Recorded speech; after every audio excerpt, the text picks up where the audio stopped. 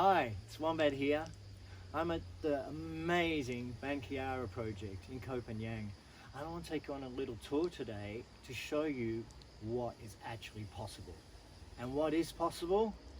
The top, I'll tell you. Here's what we started with. Have a look. This soil is no soil.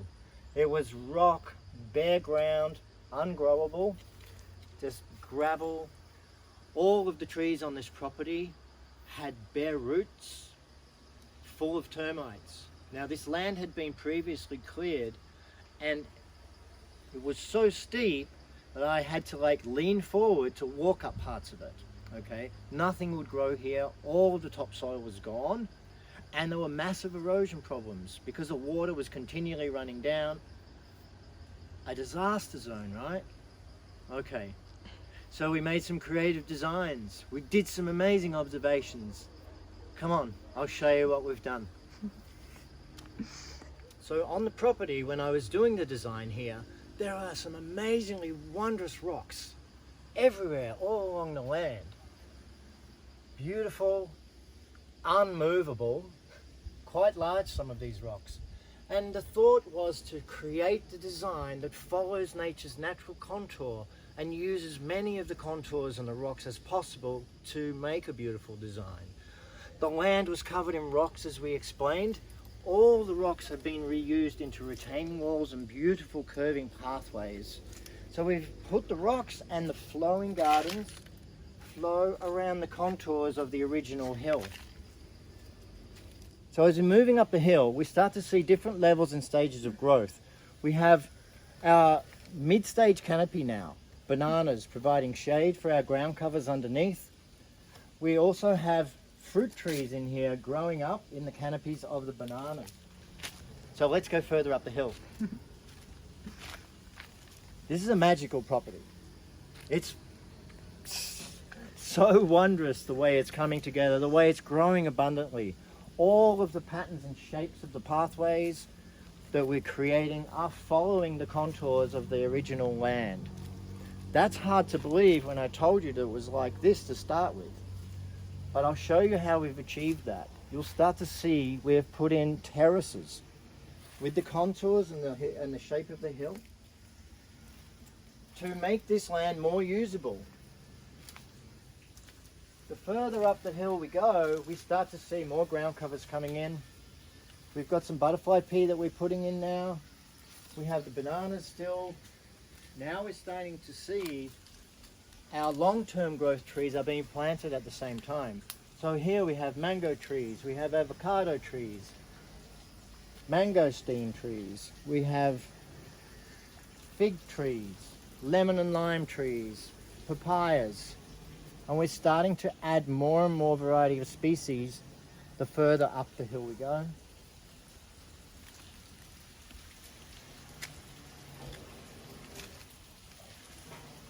And now we start to see all of these plants growing together. They're thickening up the canopies.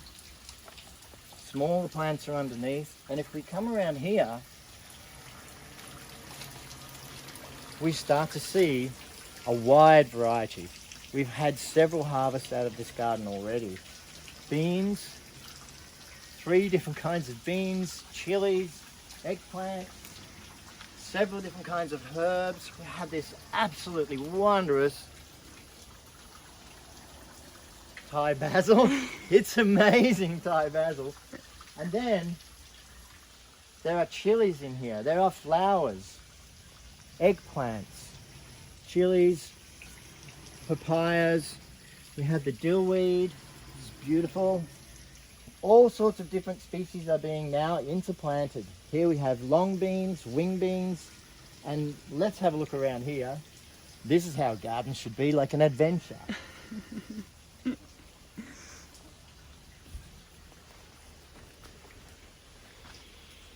Lemon basil, smell that. Wow, that's amazing. This is just so wondrous to have all these amazing scents in your garden. Okay, so now we've got some marigolds. Down here we have marigolds interplanted everywhere. And look through here. This is in the wet season in Copenhagen. Tomatoes. Can't grow them on Copenhagen. That's what they'll tell you. Okay. So why have we got so much going on here? These are some of our first stage gardens where I've been continually building the soil up with compost and also with worm castings. We've been interplanting species to return a lot of nitrogen back into the soil. And this is the result we're getting now. It's really starting to bring forth life. But inside of here are long-term trees everywhere. There's another mango tree down here. Mangosteen. We have snake fruits, lime. So the trees are coming up, and as the trees are coming up, we're thinning out the papayas and we're thinning out the bananas to give them more light so they can push through and make the other higher canopies with time. So it's a section planting that we're doing in the garden, and it's a wonderful way to grow because you continually have a harvest. You continually are growing over time and changing the canopies and changing the space and the feel of your garden. The more this garden grows, the more abundant it will feel. Let's have a look at some bananas, and I'm going to talk about timelines in a minute. I'm 6'3" in the old one. I'm 188 centimeters in the new one. And so you can see how tall this banana is.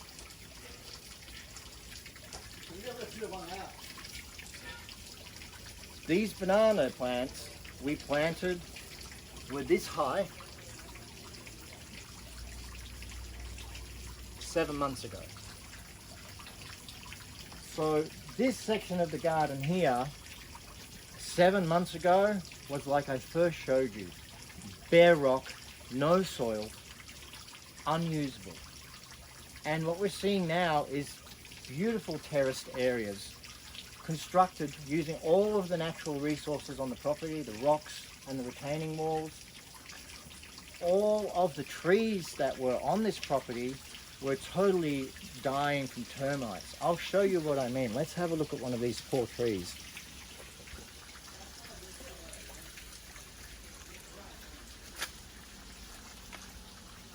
So we can see here this tree is totally eaten by termites. We'll take this one out soon. Now you might ask, why didn't you take it out before? But if we look up, these trees still have a canopy. And so we've left them to take advantage of this canopy of these trees until we're ready to have our other canopies come up, and then we'll remove these trees. And what will we do with these trees? They'll return to source. Underneath every single one of these amazing terraces, we have hugelkultur beds.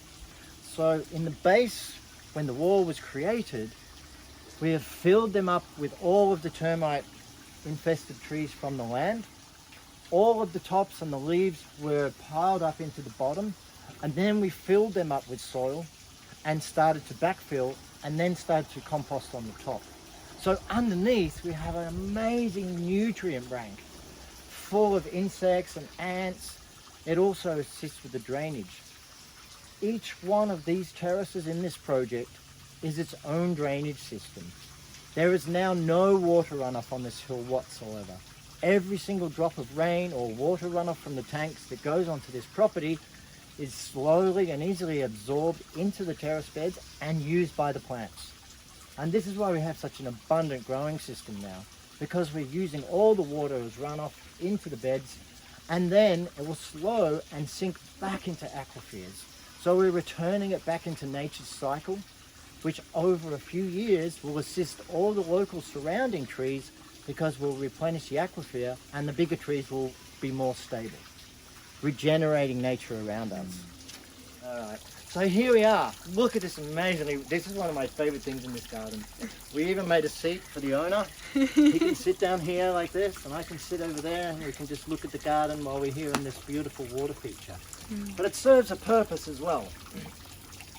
The overflow from the roofs and the tanks flows through these 3-4 pond systems, and then we have fish adding nutrients to the water. We have oxygenating plants, we have filter plants, we have food plants for the fish. We've created an amazing microclimate here. And what this also attracts with several different plants we put in are dragonflies. Dragonflies are so amazing. There's so many different species here now. There's some amazing red and blue dragonflies. They are the most efficient mosquito control that nature has, right? Far more efficient than we could ever do. They eat the mosquitoes, the fish eat the larvae, frogs come in here as well, and we've created an amazing nutrient-rich system which, when overflows from there, flows down through the garden beds. So it becomes an integrated part of our whole project here, bringing more and more abundance and natural pest control, and oh my God, it's just a wondrously beautiful place to sit. So here we are on some of the top terraces, and look at this. This is another thing I was told by several people, no, you can't grow them here, no, it doesn't work. But look at this. This is an avocado tree. Super healthy, super vibrant, 6 months old from this high. It's growing abundantly, it's very healthy. We have 2 of them in the top terraces here. We've just, the last few days, thinned out the banana leaves here, you'll see. We were using these bananas as big canopy over the top of this until it established. Now we've thinned them out to give it more light, so now it can spread a little bit higher and grow a lot stronger. Well, I hope you've really enjoyed the tour of this amazing, wondrous garden. I just want to show you one last thing before we go today. And under this banana leaf, we have a tamarind tree. Absolutely beautiful tree. Sweet tamarind will give abundant fruit. This will grow up and make an amazing canopy here. This is ready now to have these banana leaves trimmed out, and we'll chop these up and put them back into the system, and then this tamarind tree can push up to the light. So this is where we're up to. We will continue this garden in different stages, and I'll give you some updates in the future. Thanks for joining us, and I hope you've enjoyed the tour of this wondrous garden. Have an amazing day.